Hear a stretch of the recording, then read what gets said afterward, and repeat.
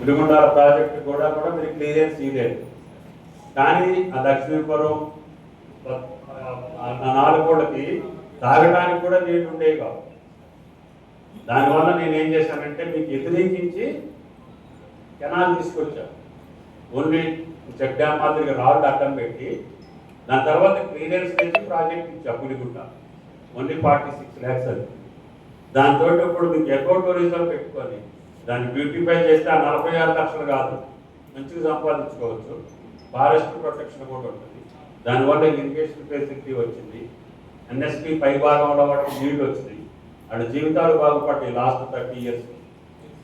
కాబట్టి మానవీయ కోణం ఉంటుంది అక్కడ. మీకు పెద్ద అడిగి బాగాలేదు, ఓన్లీ కెనాల్ భాగం పట్టే పోయింది. మీ జంతువులకి పురికి నీళ్లు కావాలి, ఎలుగొట్టుకి నీళ్లు కావాలి, మీ పక్షులకి నీళ్లు కావాలి. మరి ప్రాజెక్టుకి మీరు అప్పుడు అపోజ్ చేశారు, ఇప్పుడు అది మీకు వరప్రసాదం అయింది. అందుకని ఏది చేయకూడదో చేయకూడదు, ఏది చేస్తే భవిష్యత్తుకు లాభమో అది చేయాలి. కాబట్టి దయచేసి మీకు గుండాల దారి అన్నారు విమానాయక సార్ కొట్టించేశారు. కొట్టించి 60 కిలోమీటర్లు దారేశారు. ఎందుకంటే